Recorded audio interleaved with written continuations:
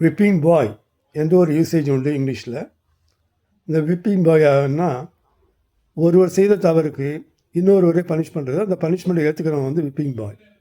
இப்போ ஒரு ஆர்கனைசேஷனில் ஒரு தவறு நடந்து போச்சு, கவர்மெண்ட்டில் தவறு நடந்து போச்சுன்னு வச்சுக்குவோம். அப்போ என்ன பண்ணுவாங்கன்னா, அது கீழே உள்ள அதிகாரிகள் மேலே அல்லது கீழே உள்ள யார் மேலேயாவது அந்த பழியை தூக்கி போட்டு இவங்க தப்பிச்சுக்க பார்ப்பாங்க. அவங்க வந்து அந்த பழியை ஏற்றுக்கொள்ளுவர்கள் வந்து விப்பிங் பாய்ஸ் அப்படின்போம். இதுக்கு ஒரு வரலாறு உண்டு.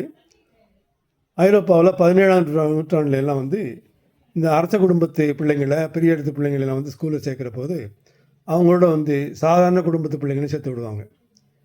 அந்த அரச குடும்பத்து பிள்ளைங்கள் அதில் வந்து பெரிய இடத்து பிள்ளைங்க வந்து தவறு செய்கின்ற பொழுது அவர்களை அந்த டியூட்டர்ஸ் வந்து தண்டிக்க முடியாது. ஏன்னா அவங்களுக்கு ரொம்ப ஸ்டேட்டஸ் வந்து, இவங்க டியூட்டர்ஸ் வந்து சாதாரணமாக அவங்கெல்லாம் வந்து பெரிய இடத்து பிள்ளைங்க. அது சில சமயங்களில் வந்து அவன் அடுத்து அரசனாக போகக்கூடியவனாக கூட இருப்பான் அந்த ஸ்டூடெண்ட்டு. அதனால் அவனை தண்டிக்க முடியாதுங்கிறக்காக என்ன பண்ணுவாங்கன்னா, இந்த அவங்களோட சேர்ந்துருக்காங்க பாருங்கள், அந்த பையங்களை தண்டிப்பாங்க. அவங்களுக்கு பேர் தான் விப்பிங் பாய்ஸ்னு பேர், அந்த தண்டனை ஏற்றுக்கிறவங்க. இது மாதிரி ஒருத்தர் செய்த தவறுக்காக இன்னொருத்தர் மேலே அந்த பழியை சுமத்தி அவர்களை தண்டிப்பதை வந்து அவர்கள் தண்டிக்கப்படுபவர்கள் வந்து விப்பிங் பாய்ஸ் மாரி.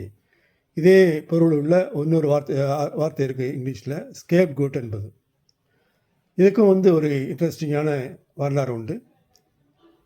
யூதர்கள் வந்து அவங்க திருவிழாவில் ஒன்று வந்து அவங்களுடைய பாவங்களை எல்லாம் வந்து கழிப்பது.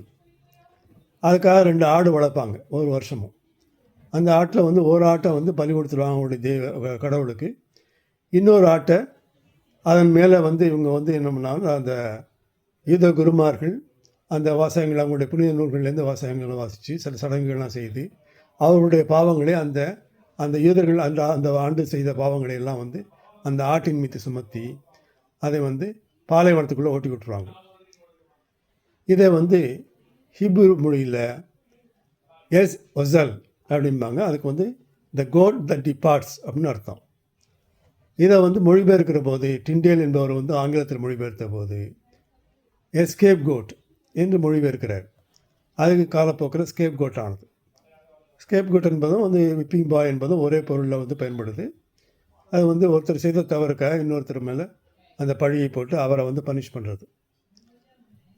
இது மாதிரி நிறைய வந்து ஆங்கிலத்தில் நிறைய சொற்களுக்கு வந்து இந்தமாரி இன்ட்ரெஸ்டிங்கான ஹிஸ்ட்ரி எல்லாம் இருக்குது. இதெல்லாம் வந்து வர்ற காலங்களுக்கு வந்து வர்ற வீடியோக்குள்ளே நான் சொல்கிறேன்.